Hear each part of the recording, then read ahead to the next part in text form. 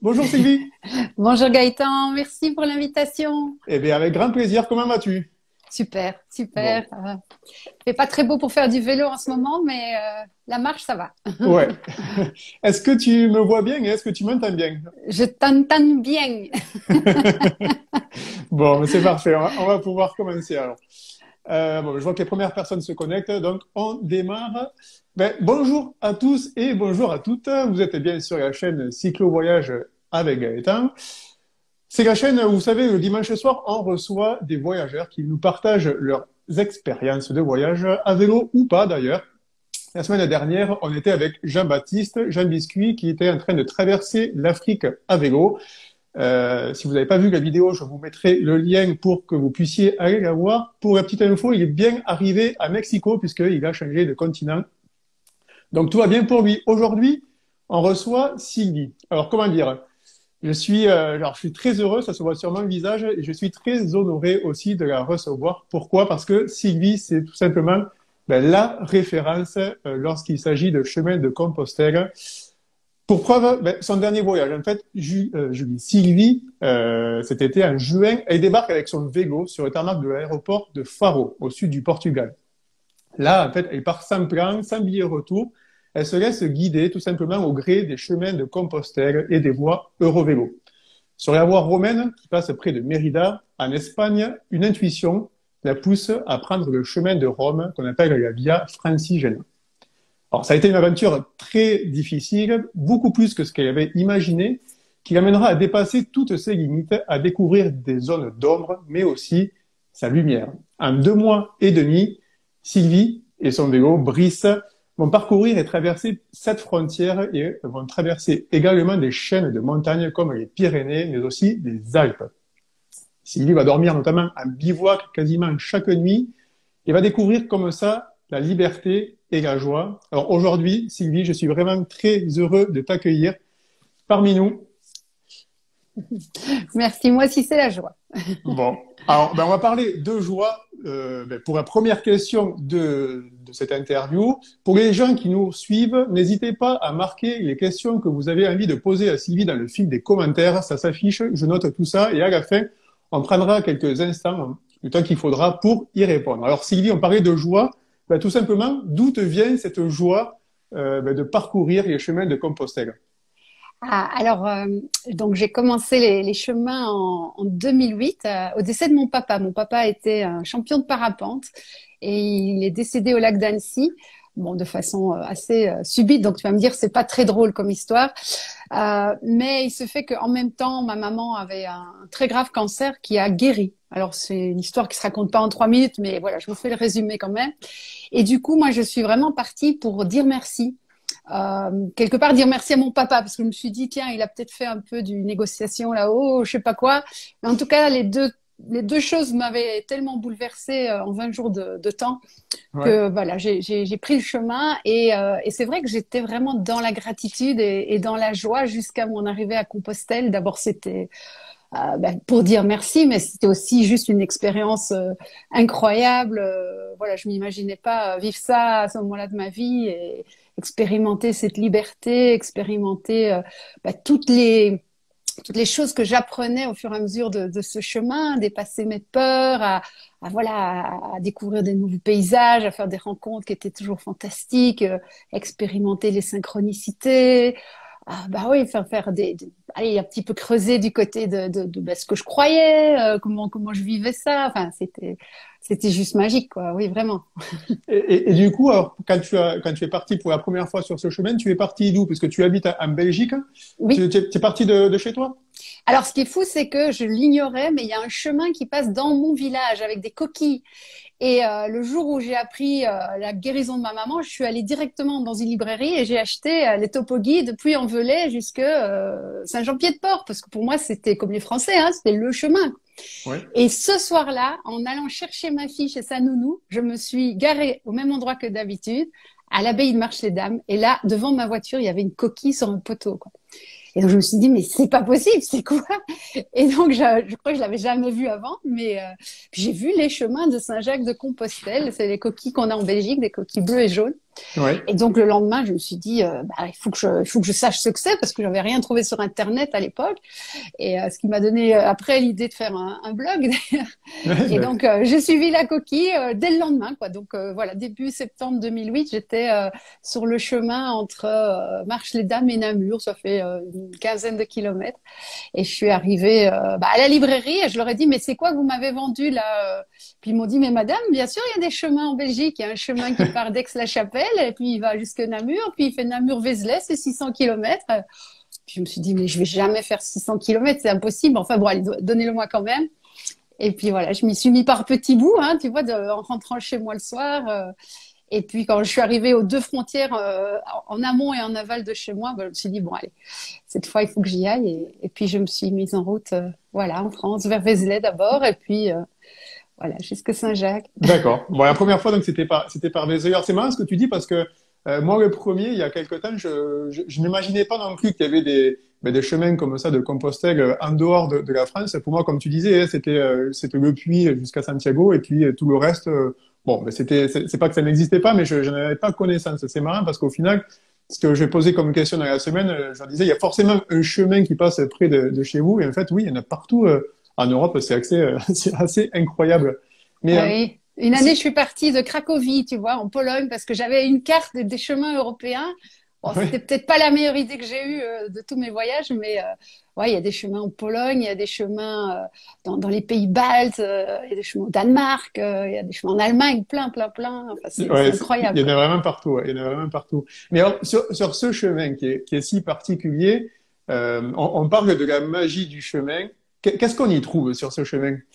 Moi, ce que j'appelle la magie, c'est ça a une forme de sensation d'énergie. Alors, je suis pas du tout spécialiste en la matière, hein. Moi, je suis plutôt ingénieur avec un côté très rationnel. Mais Plus enfin, petit cartésien? à petit, voilà, je me suis quand même rendu compte qu'il y avait des choses, comme je le disais, les synchronicités, par exemple, qui sont assez étonnantes. On trouve toujours la personne qu'il faut au moment où il faut. On fait les bonnes rencontres.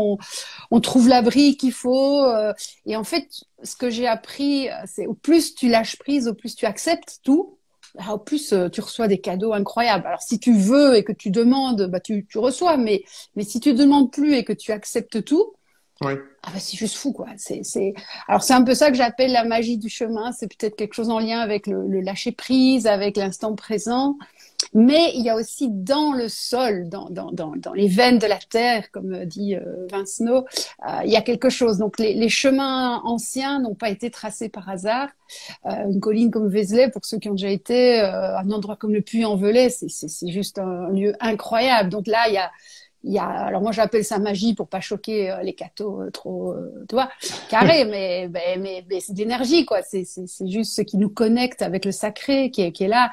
Et si tu prends le Camino Frances en Espagne, toi tu l'as parcouru cet été, c'est juste un tracé extraordinaire. En plus, le fait d'aller toujours vers l'ouest, il y a ouais. aussi une symbolique très forte d'aller vers le couchant, d'aller vers le soleil qui meurt et puis qui renaît le lendemain derrière toi. Enfin, Ouais.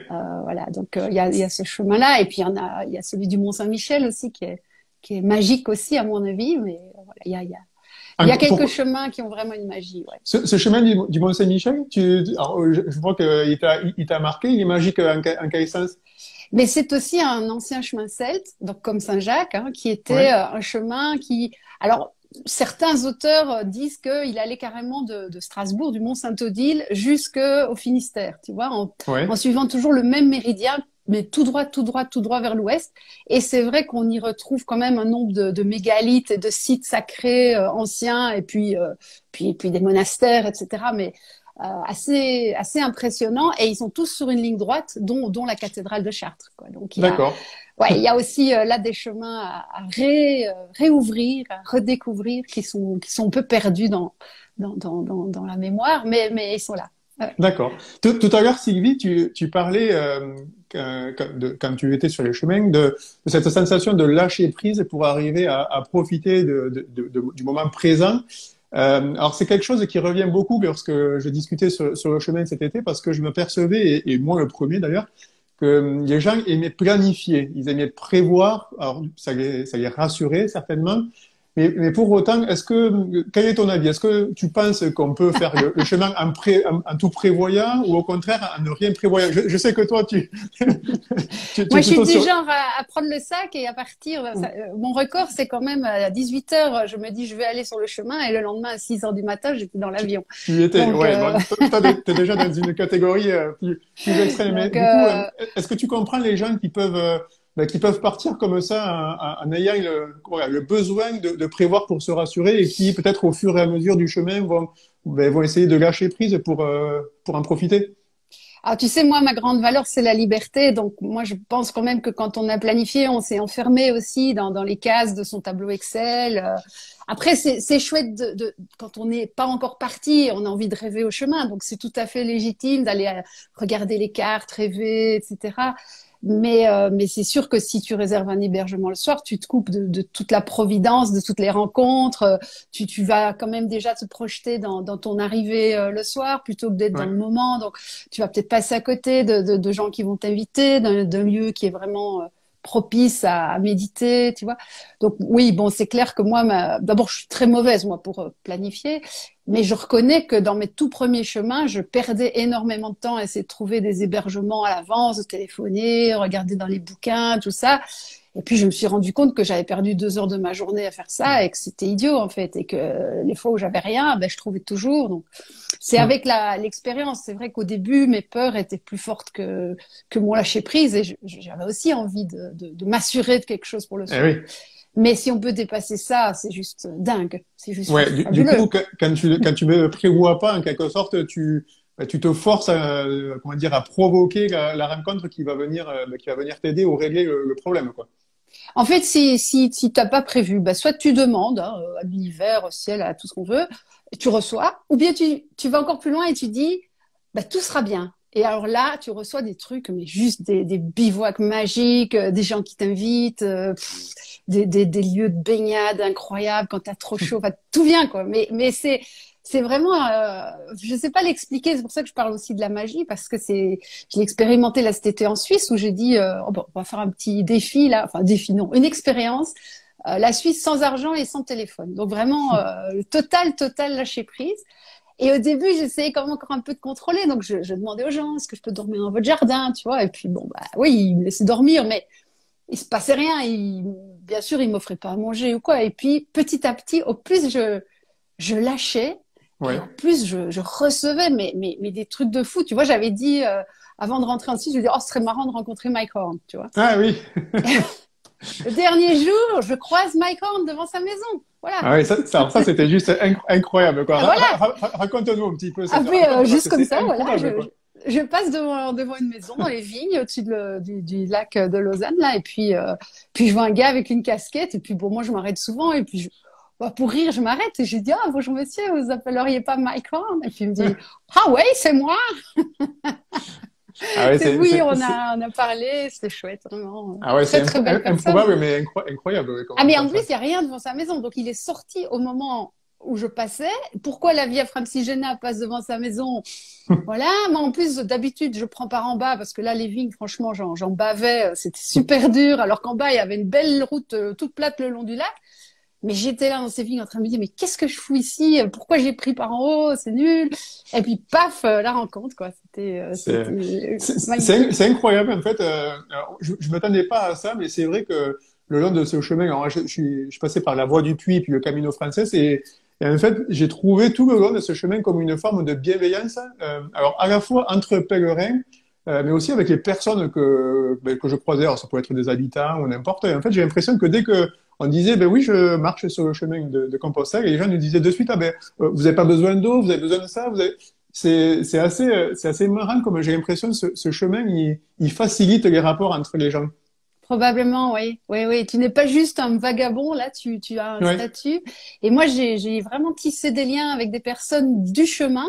Et j'aimais beaucoup de remonter en douceur après mes chemins pour aller resaluer les gens et les remercier Ouais. de tout ce qu'ils avaient fait. Et c'est vrai que on reçoit tellement, quoi. C'est vrai. Ouais. C'est merveilleux, ça. Allez, on va continuer. Sur ce chemin de Compostelle, alors tout n'est pas forcément tout rose. Il y a aussi beaucoup d'épreuves. Ça peut être des épreuves physiques, la fatigue, due à l'effort. Ça peut être la météo ou un pépin technique. Ma question, c'est, est-ce que toi, déjà, tu as eu des pépins sur ce chemin? Comment tu les appréhendes? Comment tu les surmontes? Alors à pied, ma grosse croix, c'était mes genoux en fait, parce que les médecins que j'avais consultés, ce qui n'était pas une bonne idée avant de partir, m'avaient dit, Madame, avec les genoux que vous avez, on fait pas de la marche. De toute façon, vous marcherez 3 jours et vous devrez rentrer. Et je faisais des inflammations tout le temps, donc. C'est raté. Oui, mais c'était pas gagné. Et c'est vrai qu'il y a eu pas mal d'évolutions là-dedans. C'est qu'au début, bah oui, j'avais beaucoup de peur et du coup, j'avais des jambières, j'avais du Voltaren plusieurs fois par jour. Enfin voilà, je mettais tout en place pour quand même y arriver et en forçant quelque part. Et petit à petit, j'ai apprivoisé ça. Donc ma grosse difficulté à pied, c'était ça. C'était juguler l'inflammation pour qu'elle dépasse jamais les limites où je devais m'arrêter. C'est Ouais. aussi pour ça que j'ai beaucoup marché seule, en fait, parce que ça me permettait de marcher à mon rythme. Après des difficultés, bon, la marche par rapport au vélo, c'est quand même pas insurmontable. Moi, j'ai toujours eu des petits sacs, je suis partie l'été souvent, donc voilà, il n'y a pas eu, je marche en sandales, j'ai des bâtons, enfin, tu vois, j'ai tout ce qu'il faut pour être bien, quoi. Ouais. Enfin, le vélo, par contre, là, c'est dur, hein. Surtout quand on va dans le sud de l'Europe. Alors jusqu'au Trondheim au nord, là, ça avait été. Franchement, c'était pas trop dur, Ouais. mais parfois le vent, la pluie, mais bon. Mais oui, le vélo est quand même un moyen de se déplacer qui est beaucoup plus physique. C'est incroyable, quoi, la différence. Alors ça, je suis très étonné que tu me dises ça parce que depuis cet été et même pendant le voyage sur le chemin, tout le monde m'a dit l'inverse. Chaque fois que je disais quelque chose au niveau de la difficulté, tout le monde ne pouvait pas s'empêcher de me dire ah mais c'est beaucoup plus facile en vélo. Alors c'est vrai que je donne quelques arguments dans ce sens-là. Par exemple, dans les descentes, c'est vrai qu'à vélo, dans les descentes, ben, tu forces pas et tout roule. Alors qu'à T'as pied, pas fait les descentes en Toscane, hein, dans les cailloux, où tu dois mettre debout sur tes freins tellement ça descend fort. Peut-être. Mais tu vois, je comparais ça par rapport à la marche à pied. Et je me dis, dans la marche à pied, Ouais. c'est vrai que la descente, c'est aussi difficile que la montée. Et Mhm. est-ce que tu as trouvé, toi, des différences du coup? Ben, alors, oui, mais lesquelles entre le vélo et la marche à pied? Toi qui as parcouru les chemins des deux façons. Ah, mais donc le vélo, oui, physiquement, c'est très très dur. Il faut vraiment manger, par exemple. Ça, c'est un truc que j'ai pas compris trop vite. Du coup, j'avais des coups de pompe, mais incroyables à vélo, ce que j'avais quand même pas à pied. Le froid, hein, à vélo, tu as beaucoup plus froid. T'as froid avec le vent, t'as froid avec la pluie. Tu te la prends, la pluie, tu sais pas l'éviter à vélo. Tandis que Ah bon, oui. à pied, tu peux encore mettre des capes et tout. Bon, et puis bon, il y a eu des périodes, notamment la Toscane, ça commençait dans le Gers aussi, c'était pas mal, où tu es Oui. tout le temps dans l'effort, en fait. Ouais. C'est vraiment chaque kilomètre, tu l'arraches au bout de tes pédales, là, et pourtant, j'avais un bon vélo, j'avais pas trop de bagages, donc c'est pas que je m'étais, de nouveau, j'avais ce qu'il fallait pour que ça aille bien, mais c'était vraiment, ouais, la chaleur à vélo. Enfin, la chaleur, c'est vrai qu'on pourrait dire il y a un petit peu de vent, donc c'est vrai que c'est pas si compliqué. Ouais. Mais non, fatalement, déjà, on doit porter quand même le vélo. Donc, il faut faire avancer ce vélo, c'est quand même 30 kilos, quoi. Donc, avec les Ouais. bagages. Donc, enfin, oui, oui, non, le vélo, c'est vraiment une fausse idée. Puis, au lieu de faire 20 kilomètres, on en fait 60, 65. Bon, c'est quelque chose. Donc, pour moi, en tout cas, le vélo dans le sud de l'Europe, c'est vachement dur. Dans le nord de l'Europe, je peux tout à fait imaginer que traverser la Hollande à vélo ou à pied, c'est plus facile à vélo. On est Ouais. d'accord. Si on a le vent dans le dos, c'est parfait. Oui, oui, oui, voilà, ça, t'as raison de le dire. Oui, t'as raison de le dire. Non, mais alors, tant mieux et que tu nous donnes cet avis parce que tu vois, j'ai croisé beaucoup de monde qui me disait l'inverse. Et d'ailleurs, j'avais un peu C'était les piétons qui devaient dire ça, hein, ceux qui croient que c'est exactement, facile à vélo, mais ils se rendent pas exactement. compte, hein. Mais c'est là où je voulais t'amener parce que j'avais l'impression, j'avais un peu une appréhension sur ce sujet-là qui est, alors non pas une confrontation, mais je me posais la question de la cohabitation justement entre les marcheurs et les vélos. Alors, déjà d'une part par la différence du moyen de transport, mais aussi surtout sur le Camino Frances, comme on évolue sur le même chemin. Du coup, on doit Oui, alors moi je suis pas trop d'avis que les vélos doivent aller sur le chemin. Bon, D'accord. parce que le chemin, ça veut rien dire, hein. Il a été détourné plein de Oui, fois. Donc le chemin, c'est pas le sentier qui est là au bord de la route. Et, bon, quand tu as un sentier pour les piétons à côté d'une route, bah, oui. le vélo, il va À sur la la route. route. On est Bon, d'accord. après, il y a très peu d'endroits où il n'y a pas une petite route. Donc, tu vois, par exemple, à côté de Castro-Réris, là, il y a une grosse Oui, montagne. Bon, ça, j'ai pas pris à vélo. Moi, j'ai fait le tour par les petites routes. oui, oui, ben, Bon, j'ai fait pareil. pour moi, c'est pas une bonne idée de mettre les vélos. Bon, après, c'est chacun qui fait ce qu'il veut, mais un VTT qui vient dépasser un piéton en descente à fond la caisse et le Ah oui, piéton il se tord le genou parce qu'il doit se mettre sur le côté. Ou moi, quand je voulais faire pipi tranquillement, qu'il y tu avait te mets à quatre vélos qui l'écart. arrivaient, c'était les nerfs, ça m'énervait. Ah oui, oui, non, mais j'imagine. Non, mais c'est Donc, vrai que c'est vrai que le chemin, alors, voilà, tu l'empruntes par endroit, par tronçon, en fonction, comme tu dis, de la possibilité ou pas. Mais alors, ça mène à la prochaine question. Là aussi, par rapport à des sujets que j'ai évoqués le soir avec d'autres pèlerins, est-ce qu'on peut dire qu'on fait le chemin même si on ne le suit pas scrupuleusement? Parce que je suis tombé face à des extrémistes de ça ah ouais, et des qui me, Espagnols, non? et, ah ouais, oh, pas que, et qui me disait, quand je leur disais que je faisais le chemin en vélo, on m'a dit, non, mais non, mais je suis pas du tout d'accord, tu n'as pas le droit de dire que tu es sur le chemin alors que tu le fais en vélo, que tu le suis pas forcément. Ça me rendait un peu fou en disant, mais, attends, C'est mais je fais n'importe ce que je veux, quoi. quoi. Ah Sur, mais non, sur, mais de toute façon, c'est un voyage initiatique et donc moi j'avais quand même une croyance avant cet été, c'est que bon, le chemin à pied, tu étais vraiment dans cette démarche initiatique intérieure, très personnelle, de transformation. Et c'est vrai que tu ressens plus une transformation au bout de 2 semaines de marche, 3 semaines de marche que 3 semaines de vélo. oui, Je veux dire que moi, ça quand même, à chaque voyage à pied, je sens vraiment qu'il y a une évolution après le corps, le cœur, l'âme, tu sais, mais ça, je le ressens. À vélo, c'est vrai que quelqu'un m'a dit, c'est très beau d'ailleurs, tu es entre ciel et terre. Donc, c'est vrai, tu touches pas la terre. mhm, Et donc, il y a un côté peut-être moins initiatique dans ce côté pas toucher la terre. Bon, mais dans les difficultés que j'ai croisées cet été, enfin les difficultés, je veux dire le fait que je dépassais non-stop mes limites et que je me mettais toujours, allez, à forcer, pas forcer, mais enfin essayer toujours d'aller un peu plus loin dans ma démarche. J'ai aussi vécu une forme d'initiation à vélo, donc voilà. Mais le chemin en soi, tu sais, Gaëtan, il n'était pas toujours là, hein. D'ailleurs, j'ai fait une vidéo il y a pas longtemps sur la croix de fer.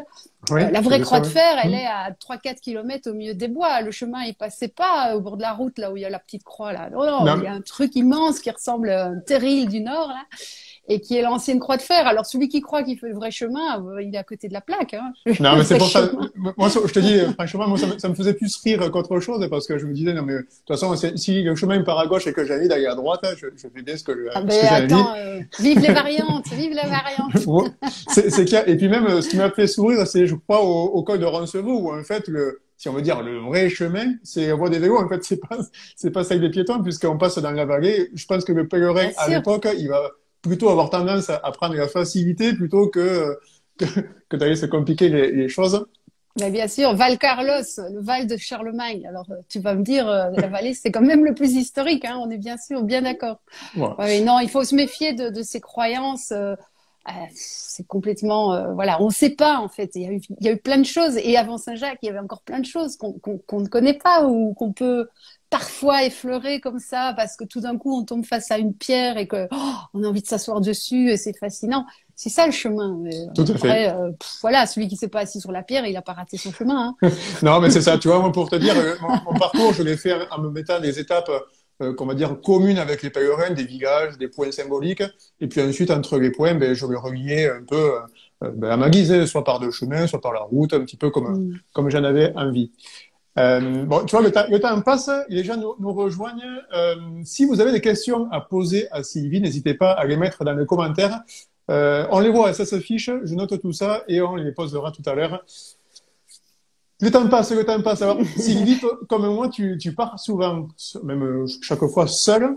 Est-ce que... Pas toujours seul, mais Ouais, tout- voilà, ça m'est déjà aussi arrivé de partir bien accompagnée. C'est chouette. Bon, à deux, mais pas plus que deux. Pas Parce que plus que deux. vraiment, il faut rester très complice et rester. Ouais, si on part avec quelqu'un, bah, ça peut être ma fille, par exemple, C'est compliqué, Florine. oui. Ça peut être compliqué des fois.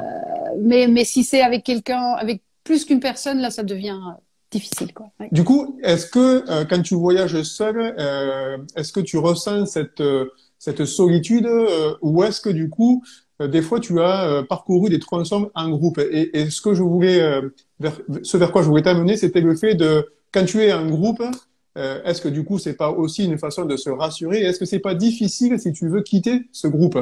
Ah, mais tu as entendu ma vidéo cet été, Pèlerin a quitté le groupe. En Entre fait, autres. je l'ai vu parce que comme je roulais en sens inverse des pèlerins cet été et j'ai marché aussi en sens inverse des pèlerins en 2015, bah, c'est quelque chose que j'observe, ce phénomène de groupe et je me rends compte, bah, tu sais, le chemin, ça va très vite. En fait, on croit que c'est long, mais c'est vite passé. Et si on Mm. reste collé à son groupe, eh bien en fait, on n'a pas l'occasion de vivre son propre chemin. Donc ça, je trouve vraiment très dommage. Moi, c'est un conseil que j'avais reçu d'un pèlerin tout au début. Il m'a dit, Sylvie, ne laisse jamais personne t'écarter de ton chemin. Suis ton chemin à toi. Et donc, bah oui, ça veut dire aussi, bah voilà, ne va pas avec quelqu'un, même si ça te rassure, même si, et ne va surtout pas dans un groupe parce que tu seras plus toi-même, quoi. Et pour ça, Oui. c'est pas difficile parce que moi, je suis pas très groupe et je suis plutôt solitaire aussi à la base. Donc, pour moi, c'était essentiel de vivre mon chemin. D'ailleurs, au début de l'Espagne, j'étais un peu énervée parce qu'il y a trop de gens sur mon chemin, tu vois. Oui, oui, oui, non, mais je comprends tout à fait. Et moi, je suis un peu comme toi, Mais j'ai pas tendance à aller m'incruster dans des groupes. Je préfère justement rester tranquille avec moi-même. moi, je l'ai Euh, presque regretté, tu vois, parce que tout le monde parlait des rencontres fantastiques sur le chemin. Et moi, je suis allée à Compostelle avec mon projet. Et en fait, j'ai pas beaucoup lié d'amitié. J'ai rencontré quand même une ou deux personnes en France sur les tronçons qui étaient très déserts, où on est resté amis encore aujourd'hui.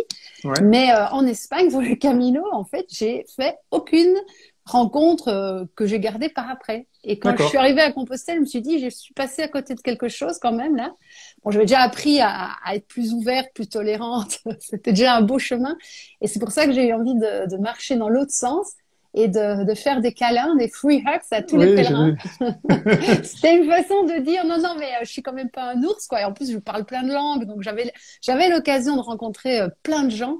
Mais mon objectif, c'était pas d'être sur le chemin pour me faire des potes, quoi. C'était vraiment d'aller à Compostelle, de vivre tout ce que j'avais à vivre. C'était d'accomplir ce vœu improbable, mais que je voulais absolument tenir. Donc, pour moi, le groupe, c'était absolument pas compatible. Et même aujourd'hui, avec Radio Camino, j'ai parfois du mal, hein. J'organise des marches et puis je me dis, mais Ouais. oh là là, c'est pénible le groupe. Ouais, heureusement que c'est pas tout le temps comme ça. Bon, mais écoute, Euh, après, voilà, chacun est différent et est libre de faire comme il veut. voilà, mais Euh, le chemin, faites-le pour vous. Faites votre propre chemin. Vous allez voir, c'est tellement merveilleux tout ce qu'on découvre. Se perdre, ça fait partie de son chemin. Voilà, et si bah, fatalement, si tu es en groupe ou si tu as tourné sur ton GPS, tu te perds plus, par exemple. Et ça, c'est très dommage. Parfois, on a besoin de faire des détours, de tourner en rond, ou on a envie de prendre une variante parce qu'elle nous inspire, en particulier à vélo, où on a ah cette ben oui. liberté. Ben attends, si t'as le groupe, il va dire, ben non, attends, ouais, Oui, on on a continue. réservé, on continue. Mais non, ouais, t'as envie de te baigner, ben tu te baignes, t'as envie de manger, ben tu manges, t'as envie de faire un resto à midi, ben tu vois, enfin, moi je trouve que ça n'a pas de prix, la liberté. Ben, c'est vrai qu'à vélo, du coup, c'est plus facile puisque l'effort il est un peu Mm. moindre et ça nous permet d'aller voir, comme tu dis, à droite, à gauche. Si on voit un point où on a envie d'aller, ben, du coup, on peut le faire. Tandis qu'à pied, c'est vrai que, bon, si on doit rajouter Enfin, 2-3 kilomètres par-ci, par-là, bon, ça fait beaucoup, quoi, à la fin de la journée. j'ai appris ça, mon premier voyage à vélo, c'était en 2006 quand j'ai rencontré Brice, mon vélo là. Et figure-toi que là, je pensais aller à Compostelle à vélo, et donc je suis partie de Belgique, je suis arrivée à Paris. Jusque-là, j'avais plus ou moins suivi l'Eurovélo 3.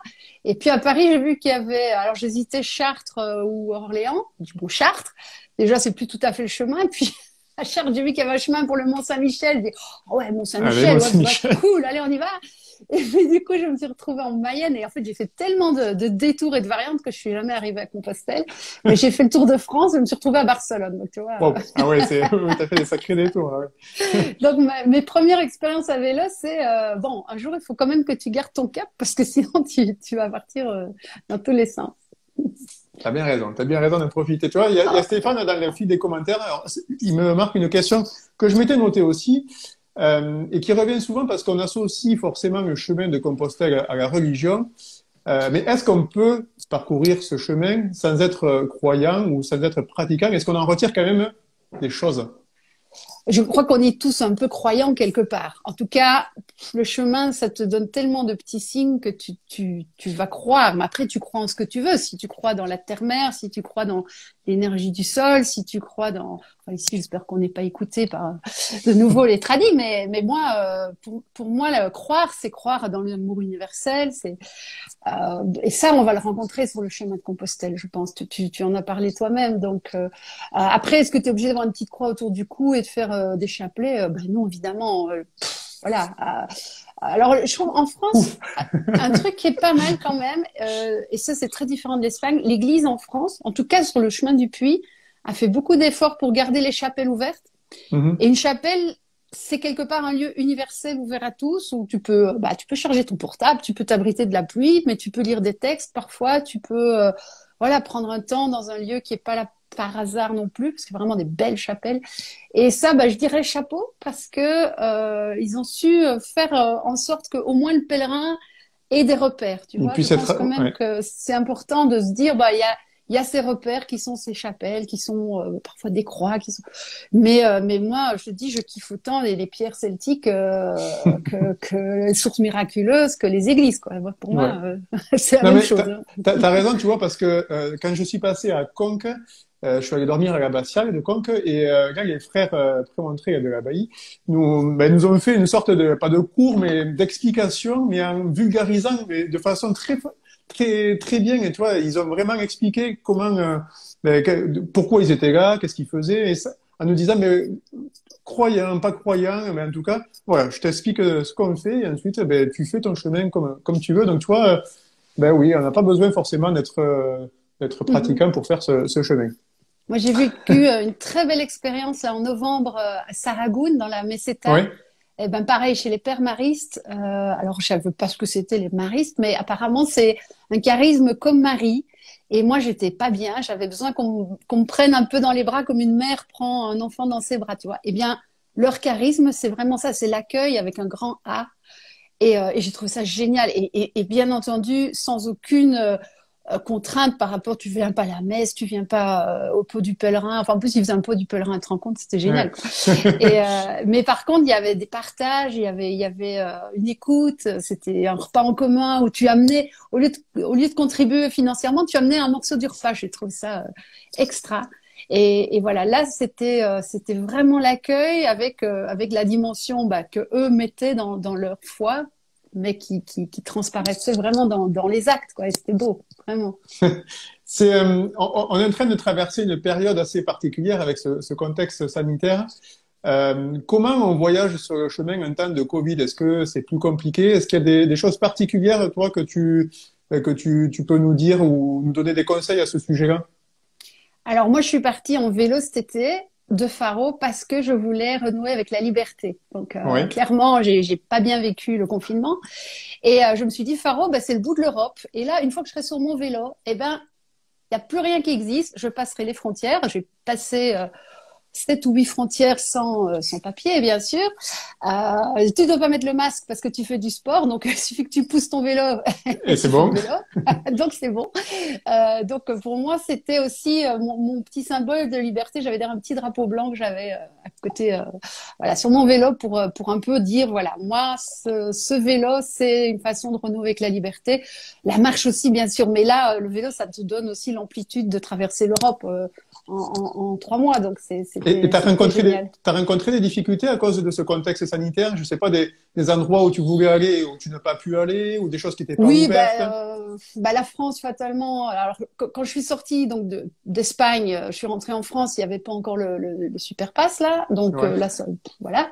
C'était même très chouette parce que j'étais dans le Var et dans des régions vraiment où il y avait beaucoup de rebelles. Donc, ça faisait du bien. Après l'Espagne, qui était quand même très, très masquée, très dans les rails.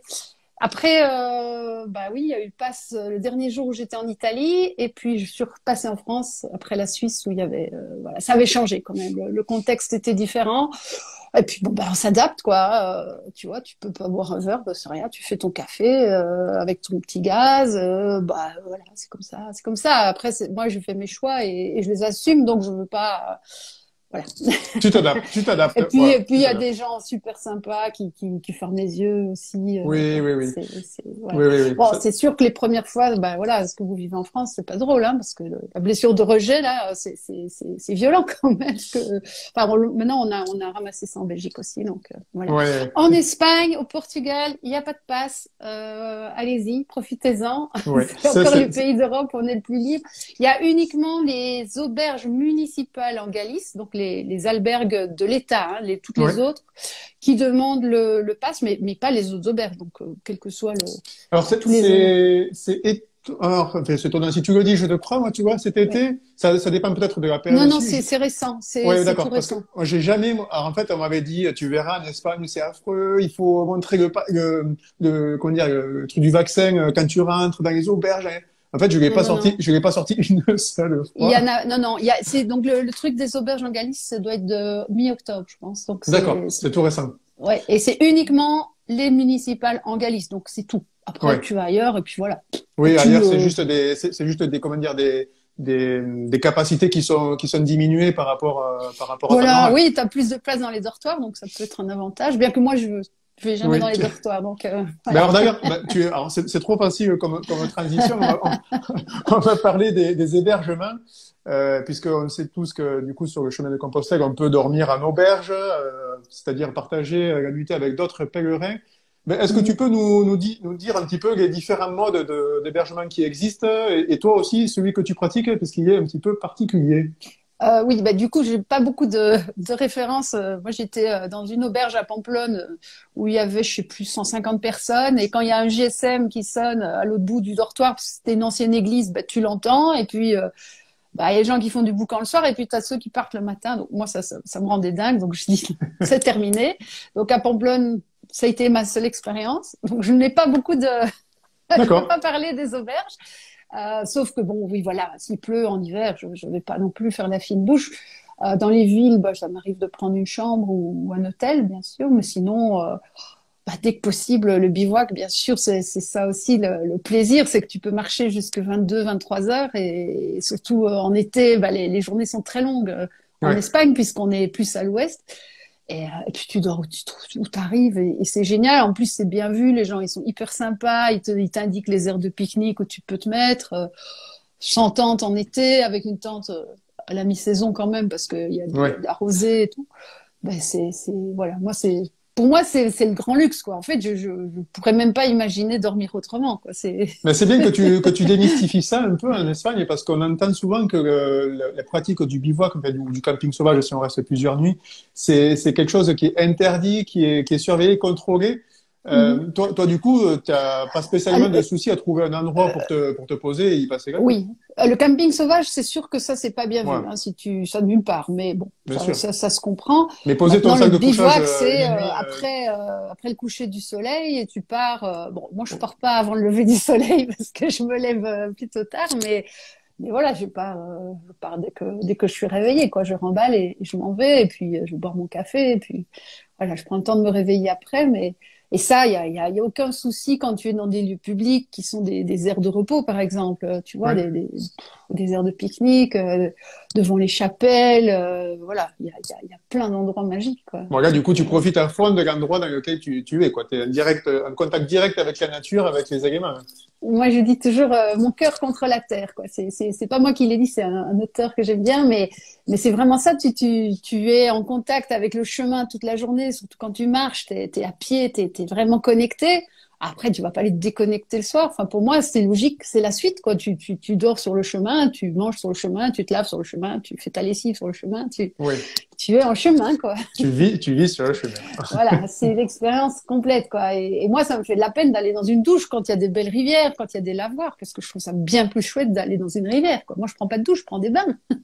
Oui, c'est vrai, c'est vrai. Vu comme ça, effectivement, c'est pas Et mal. j'en prends 3 ou 4 par jour aussi, donc moi, j'ai jamais trop chaud, tu vois. Je suis toujours, voilà. C'est une autre aussi, c'est une autre façon de regarder bah, ce qui nous entoure, quoi. Voilà, c'est un petit. Bon, et du coup, tu es passé de la marche à pied sur les premiers de tes voyages au vélo. Comment s'est faite cette transition? Pour quelle raison, d'ailleurs, tu as troqué tes chaussures contre le deux roues? En fait, je fais 2 ans sur 3 de la marche et puis bon, voilà, un été sur 3, j'adore le vélo.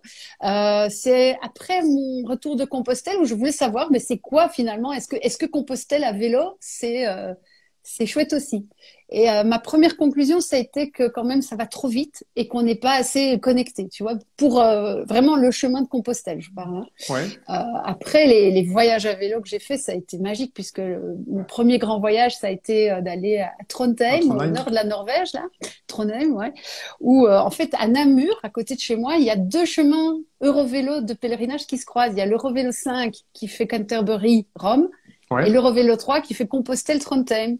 Et puis j'ai vu les petites balises, c'est un petit drapeau européen avec un 3 et un 5. Là. Hmm. Je me dis, ah, c'est quoi? Alors je regarde sur mon téléphone, puis je vois, Compostelle Trondheim, moi ça a l'air sympa. Bon, Compostelle, allez, je connais, vamos pour Trondheim, quoi. Et puis j'ai commencé à rouler vers le nord, fatalement. Et j'ai quitté l'Eurovélo 3 au bout de 4 kilomètres parce que j'avais envie de prendre une variante. Donc, Ouais. pas beaucoup suivi, le pauvre. La Et liberté, comme tu puis disais. voilà, puis je suis passée par la Hollande, toute la vallée de la Meuse et tout, puis je suis revenue en Allemagne un peu plus au nord. Et puis à un moment, j'arrive à Hambourg, à côté d'Hambourg, à Stade. Et puis là, c'est l'Elbe, tu vois, c'est déjà quasi les Ouais. Vikings là-bas. Hein.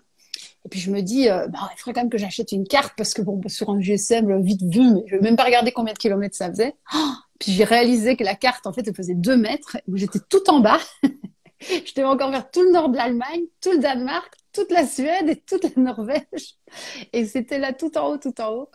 Et puis voilà, mais ça a été petit à petit, hein, pédale après pédale. Donc ça a été vraiment un voyage initiatique avec la découverte de ces pays du Nord que je Ah oui. connaissais pas. Avec, ouais, enfin c'était même incroyable parce qu'on a plein de croyances en plus sur le Danemark, sur la Suède. Et puis il y avait des choses qui étaient tout à fait fausses, des choses voilà qui m'ont bien étonnée. Et puis des trucs vraiment chouettes comme les shelters au Danemark. Ah oui. Voilà, j'ai adoré.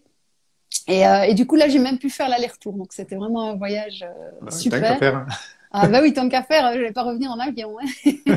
T'as raison. Mais Donc, c'est vrai que la question du retour, c'est quelque chose qui est important. Moi, on m'avait dit, tu verras, quand tu arrives à la fin de ton chemin, surtout, ne prends pas l'avion pour revenir chez toi de suite, parce que là, le choc va être terrible. Et c'est vrai que alors, j'ai pris plusieurs jours à Santiago. Après, je suis descendu à Porto pour y passer pareil 1 ou 2 jours avant de rentrer. Et malgré ça, à mon retour, j'ai mis au moins, je pense, 15 jours, 3 semaines où j'étais dans un état différent.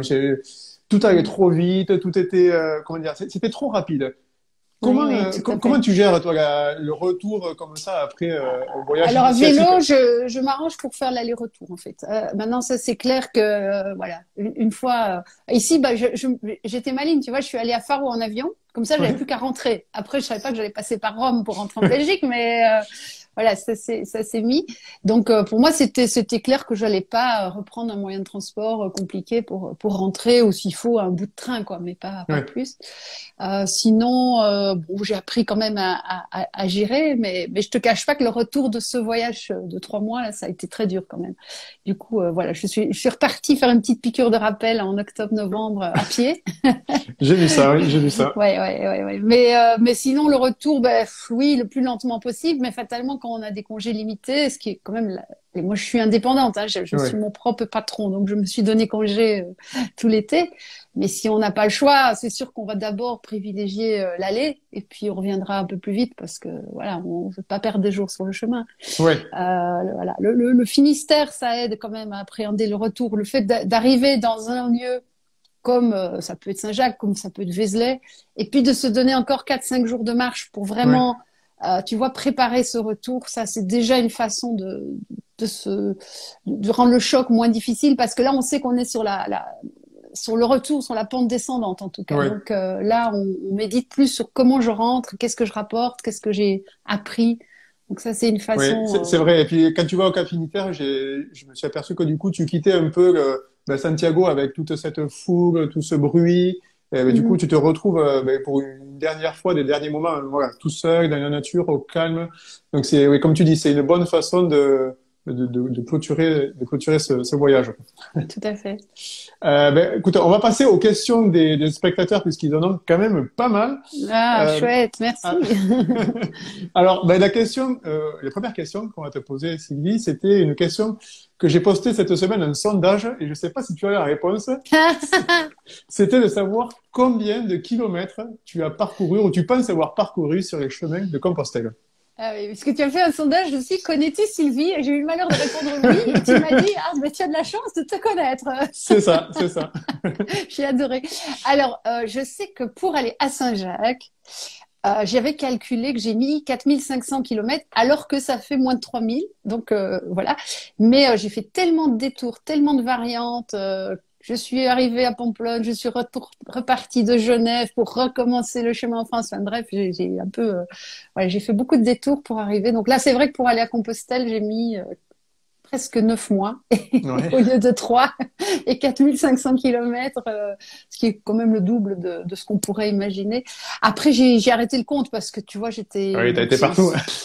bah, je voulais aller à Assise, après Oui. je suis allée, bah, je suis partie de Cracovie, puis il y a eu pas mal de... Ah,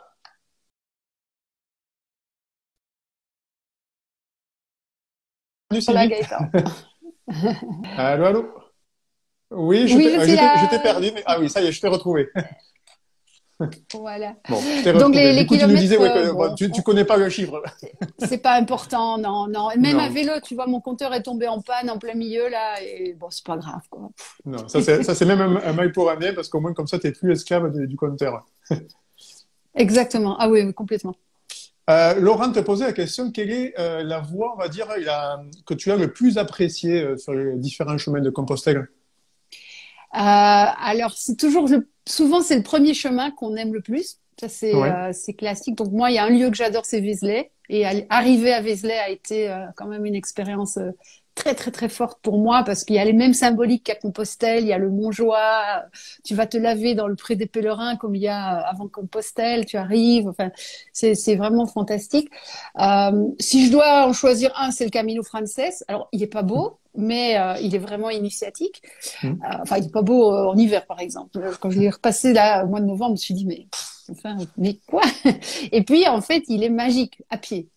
Euh, Après, moi, il y a un chemin que j'aime beaucoup, c'est en Belgique, c'est la Via Arduina, qui est un ouais, chemin celte qui bah, était suivi pour aller vénérer la déesse qui a donné son nom à l'Ardenne, Arduina, et d'accord. qui passe encore par des lieux, des pierres, des sources, des lieux magiques. Donc, voilà. Mais Devient Ardena. Bah, écoute, pourquoi pas, pourquoi pas. moi, je vous dirais que le plus beau chemin, c'est celui qui part de chez vous, hein, tout simplement. Et puis, vous rejoignez celui que vous voulez et vous faites votre chemin. En plus, si vous avez envie de passer par le Puy-en-Velay et que vous habitez en Bretagne, eh ben, vous Oui. faites le détour, quoi. Il n'y a pas de problème. C'est vraiment important de Il paraît que suivre c'est un la tradition. chemin. Il paraît que c'est la tradition, en plus de partir de chez soi. Mais bah, c'est logique, en fait. Ah ouais. Ouais, c'est logique, exactement. Mais le pèlerin, avant, ils allaient pas tout droit, hein. Ils passaient par des sanctuaires Oui. parce qu'ils avaient envie d'aller voir Saint machin, Saint truc. Donc, vraiment, faire son propre chemin, c'est ce qu'il y a de plus génial, quoi. Et franchement, c'est, ouais, ouais, ouais. Et là, ça a du sens pour vous et vous trouverez le sens en marchant. Voilà. Après, il est pas beau, le chemin. C'est pas, si on veut du beau, il faut les montagnes, quoi. Il faut Oui, aller il dans y a les de tout. Bauges, tu vois, mais beau, voilà. Bon, ce qui est beau, enfin, je trouve, c'est du coup l'évolution que tu peux avoir en parcourant le chemin. Si tu pars du Puy, comme ce que j'ai pu faire, du coup, tu Mmh. vois tout le changement en passant par l'Aubrac, tu vois après la Ouais. montagne, enfin, tu vois un petit peu une diversité assez Mmh. impressionnante. Et c'est ça, au final, qui fait que, enfin, pour moi, que Ouais. c'était joli. Sylvie, quand on veut débuter, qu'on veut se lancer sur le premier chemin, beaucoup disent que, on va dire, le chemin le plus facile en France, c'est la voie du Puy et ensuite le Camino Frances.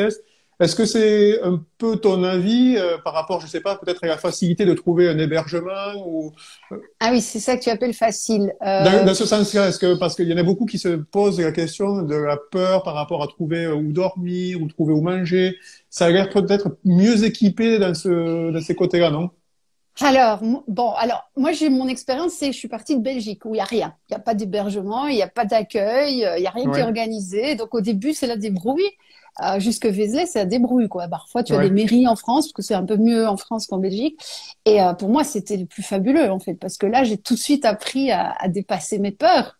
Tu Ouais, vois, c'est si tout est direct. organisé, tout est réglé, t'as le miam miam, dodo, machin.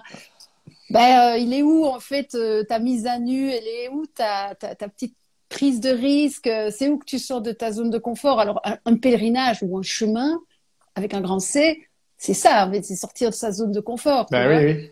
Donc, pour moi, la voie du puits, c'est certainement pas celle-là que je recommande. Elle est très jolie. On est OK, c'est un magnifique GR. Mais alors, commencez-le à Genève et allez au puits. Parce que le puits, c'est le but du chemin. Oui. C'est dommage que de partir d'un lieu aussi fantastique et magnétique que le puits. Pour moi, ou alors vous partez de Saint-Jean-Pied-de-Port et vous allez au puits. Parce que Et du coup, pour toi, moi, tu conseilles le d'arriver puits, au c'est un puits, but. quoi. Enfin, pour moi, si c'était à refaire, oui. Enfin, moi, je suis partie de Genève, je suis arrivée au puits. Et là, ça avait D'accord. vraiment du sens. Tu vois, j'avais l'impression de cheminer vers quelque chose. Choisir la voie la plus facile, bah non, non, c'est se mettre de nouveau dans des rails, tu vois, et Ouais. passer peut-être à côté de l'essentiel. Il y a toujours des gens pour accueillir, il y a toujours des solutions. Tu vois, j'ai accompagné hier un monsieur, on a fait une balade, il part le 18 décembre, il va faire le sud de la Belgique jusque Vézelay à travers rien, parce que là, c'est vraiment la Ouais. diagonale du vide. Et il va se débrouiller, il trouvera, Oui, il il est va en se débrouiller, confiance. comme tu dis. Alors, c'est Donc, marrant ce que tu... non, non, partez de chez vous. Comme ça, vous allez du connu vers l'inconnu. Et ça, c'est magique, en fait, de revoir des paysages et puis de s'éloigner petit à petit d'un paysage qu'on connaît et d'aller vers des nouveaux, comme tu dis, hein, la France, c'est quand même le pays, ouais, de c'est le plus beau découvrir. pays du monde, on peut le dire, ah, même si je suis belge. Et donc, bah, chaque région est magique.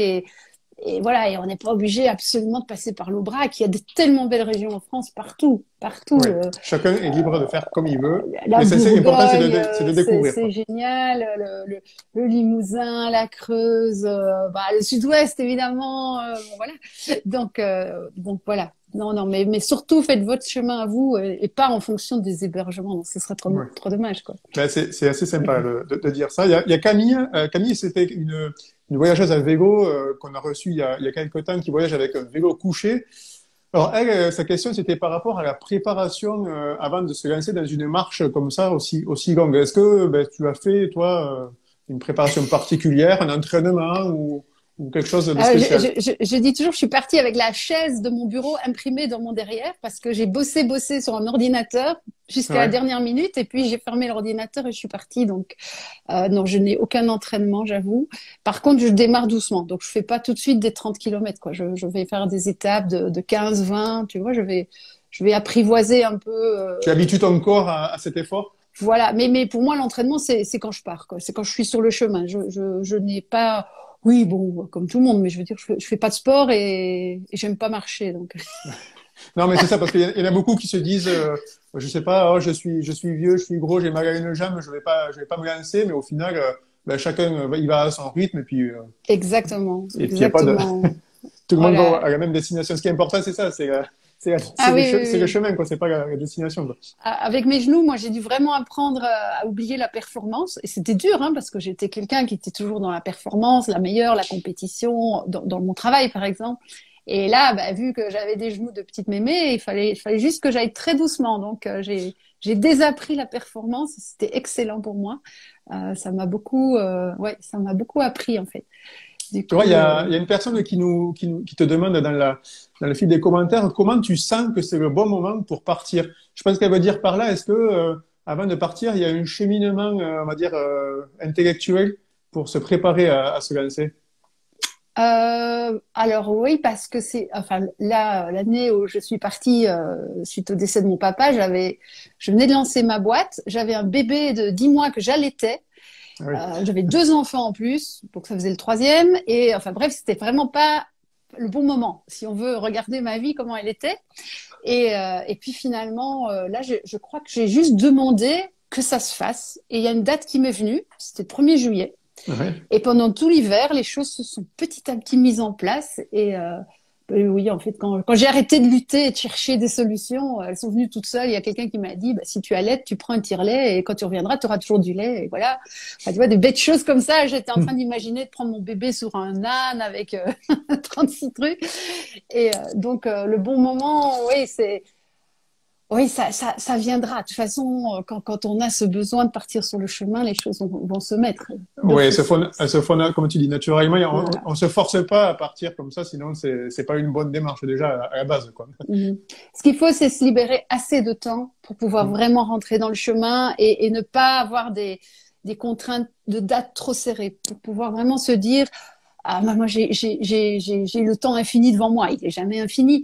Bien Mais c'est sûr. vrai que si on se donne un mois, alors qu'il faudrait peut-être que 3 semaines, on a cette sensation qu'on peut complètement oublier le temps, oublier les dates, et alors on est vraiment dans le flow, quoi. Et c'est magnifique, quoi. Oui, bien Donc sûr, c'est parce vrai que se que donner assez de temps pour partir, voire un petit bonus toujours en plus.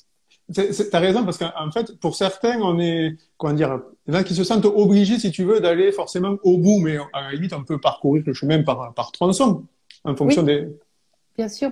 Alors, ce que je trouve important, c'est que chaque tronçon quand même fasse une semaine, c'est un peu court quand même. Oui, Tu termines juste d'avoir des courbatures et tu rentres, ça c'est frustrant. Et puis c'est aussi avoir un objectif pour chaque chemin qui est non seulement un lieu symbolique, par exemple Saint-Jean-Pied-de-Port, c'est débile, enfin je m'excuse, hein, mm, mais au moins viser Roncevaux, tu vois, qui est quand même un endroit un peu mythique sur le chemin, ou la ouais, chapelle de Nattes, ou voilà, c'est souvent lié à des sanctuaires pour moi parce que voilà, arriver à Vézelay, c'est quand même magique. S'arrêter à la Souterraine, je m'excuse, même si c'est très bien la Souterraine, ça n'a pas beaucoup de sens, tu vois, même s'il y a une station de TGV. Donc c'est quand même, si on le fait par morceaux, et c'est parfaitement OK, chaque chemin va vous apporter quelque chose, comme si c'était un chemin complet en fait. oui. Mais viser un but bien symbolique quand même, un lieu qui a cette espèce de pouvoir d'attraction, parce que quand on marche vers un sanctuaire, on est attiré par ce sanctuaire, il n'y a rien à faire. Ouais. C'est, D'accord. cette énergie-là est importante. D'accord. Donc par morceau, oui, mais bien définir d'où on part et où est-ce qu'on s'arrête, avoir vraiment quelque chose d'important, quoi. Et à chaque Euh, chemin, on peut poser une intention en disant, ben voilà, ce mm. chemin-ci, je le fais parce que j'ai envie de trouver une réponse par rapport à cette question dans ma vie, ou j'ai envie de découvrir telle facette de moi. Voilà, pour vraiment donner du sens à chaque morceau, quoi. Tu vois, j'ai beaucoup de questions, en fait, je me rends compte là, en réalisant, mais qui ont le même sujet de fond, qui est un peu cette peur avant de partir. Tu vois, il y avait Gora qui disait, je parle pas anglais, je parle pas espagnol, et j'ai peur de pas y arriver en Espagne. Mais on n'est pas obligé de parler espagnol pour s'en sortir, si. Hola, una cerveza, un café con leche, adios, gracias. Voilà, ça Manger, boire, suffit dormir. souvent. Et puis après, oh, muy bonito. On apprend en chemin. Je C'est ça, en pense, fait. si on se dit, oh, je vais faire l'effort, je vais apprendre quelques mots. Tu sais, moi, j'ai même appris du polonais quand j'étais en Pologne. C'était dur, hein, Ah mais oui. ça ouvre des portes, évidemment. Ouais, ouais, un petit peu. Allez, apprendre au fur et à mesure. Mais de nouveau, vous n'êtes pas obligé de faire des cours d'espagnol avant. Mais une fois que Non. vous êtes en Espagne, vous dites, moi, tous les jours, j'apprends 3 mots. Hmm. Et à la fin, ben, vous allez voir, au bout de 40 jours, pas mal, hein. De toute façon, au Donc, fur et à mesure, on est obligé, quand on veut aller s'acheter à manger, ou qu'on voilà. Et trouve un puis les endroit gens, où ils sont dormir. tellement contents qu'on fasse un petit effort. Donc, ouais, ça vaut la peine de parler un peu. Ah, ouais, voilà. Mais en même temps, voilà, la langue universelle, c'est le sourire, c'est la gentillesse, le respect. Donc, ça va aller, hein. Et la question, on va dire, traditionnelle qu'on me pose à chaque fois, c'est est-ce que tu peux nous dire un moment, on va dire, important que tu as à la mémoire et une galère qui t'a marqué aussi, mais qui sont souvent les meilleurs souvenirs qu'on rappelle à la fin des voyages. Tu me poses une colle, là. Ah, Ben, je pense quand même qu'un des moments les plus forts, ça a été le retour. Donc, mon chemin du retour où j'avais très envie de rendre tout ce que j'avais reçu. Je me suis dit comment je vais faire. Et puis, il y a eu l'inspiration qui est venue le jour de la Pentecôte. Alors voilà, de nouveau symbolique quand même comme moment. Donc, c'était début juin. Je me suis dit, ben voilà, le 1er juillet, je partirai de Compostelle avec un panneau Free Hugs et j'embrasserai les pèlerins. Et alors ça, c'est quand même une expérience qui a été une expérience de foi, ouais, je peux le dire, parce que c'était expérimenter, être juste au service des gens, enfin au service, non, être juste là pour donner de l'amour aux gens, voilà, sans rien attendre en retour, et juste bah, pour le plaisir. voilà, pour le plaisir, et petit à petit, tu découvres des trucs incroyables, quoi. Enfin, vraiment, je crois que toutes les religions convergent pour dire que le paradis, c'est ça, en fait. C'est d'être au service de l'autre, de lui donner de l'amour, de ne rien attendre, de quelque part mettre ton ego un peu de côté et petit à petit tu apprends, quoi. Et puis, le plus dur, c'était tous les râteaux que je prenais parce qu'il y avait quand même plein de gens qui voulaient pas de mes câlins, hein. Non, c'est vrai. Faut pas croire. Le premier jour, j'étais encore toute propre, on me donnait de l'argent, on me prenait pour une mendiante, puis on m'a dit ah non, vous avez sûrement plein de punaises de lit, moi je vous touche pas, et puis tu vois, Ah ouais, c'est marrant donc ça. voilà. Et je me souviens quand moi j'arrivais à Ponferrada, donc tous les pèlerins qui sortaient de Ponferrada, il y en a eu 40 qui sont passés et il y en a pas un qui m'a regardé, quoi. Alors que moi j'arrivais à chaque fois, hola, quieres un abrazo, tu vois, le genre. Donc là, j'ai eu parfois du mal, mais voilà, on peut dire une galère parce que Ouais. voilà, j'estimais encore qu'il fallait qu'il me regarde, et puis après j'ai appris que ben non, j'avais rien à attendre et que c'était juste voilà, j'ai vraiment reçu beaucoup sur ce chemin-là, c'était incroyable, quoi. Vraiment, là, ça m'a complètement transformée. C'était une expérience de vie super forte. Sylvie, tu vois, ben, au mois de décembre et je vois tous les jours le nombre de pèlerins qui arrivent à Santiago. Il y en a encore, malgré le fait qu'on Oui. arrive à l'hiver. Quelqu'un te posait la question, alors j'ai plus le nom, mais c'est pas très grave, de quelle était au final la saison, on va dire, idéale pour partir sur le chemin. Alors le chemin espagnol, là, le Camino Frances, tu peux le parcourir à n'importe quelle saison. Bon, bien sûr, il pleut, les journées sont courtes, mais elles sont déjà 1 heure et demie moins courtes que chez nous. Ouais, Donc, enfin chez nous dans le nord, hein, chez vous, voilà. Donc là, il y aura toujours des hébergements, il y aura toujours à manger, même si il y aura peut-être tous les 20 kilomètres, mais il y aura. Donc, et puis le chemin du Portugal aussi, de Porto, on peut le parcourir toute l'année. Donc voilà, si ouais. vous avez une envie de chemin là maintenant tout de suite, vous pouvez y aller sans crainte. Après, oui, bah, moi j'adorais l'été, juillet-août, carrément, parce qu'il fait très chaud. Du coup, tu peux te baigner partout, tu peux dormir à la belle étoile, t'as même pas besoin de tente, il y a pas de rosée. Enfin, bah, sinon, la haute saison, c'est souvent mai, juin, septembre, Ouais. jusque mi-octobre.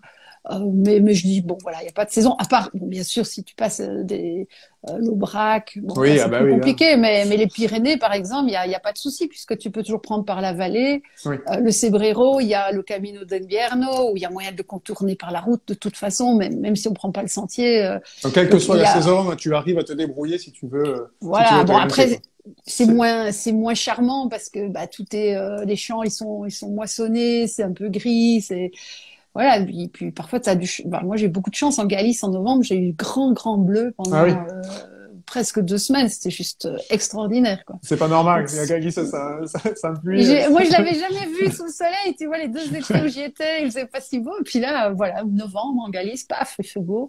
Donc voilà, Bah, super. la chance. Super. Bon, alors, tu vois, on va passer à la dernière question, qui était pareil, quelqu'un qui, on va dire, un peu avait peur et demandait comment on préparait son chemin. Alors, ben, évidemment, une partie de la réponse, Mhm. c'est d'aller sur ton site parce qu'on y trouve toutes les infos. Mais Hein. si tu peux juste éviter de parler de ce guide, là, miam miam truc là, Non, non, non. que tout le monde me sortait. Moi, je disais non, mais je veux pas le voir ce truc, je m'en fous. Co- comment tu conseilles aux gens de préparer leur voyage sur les chemins?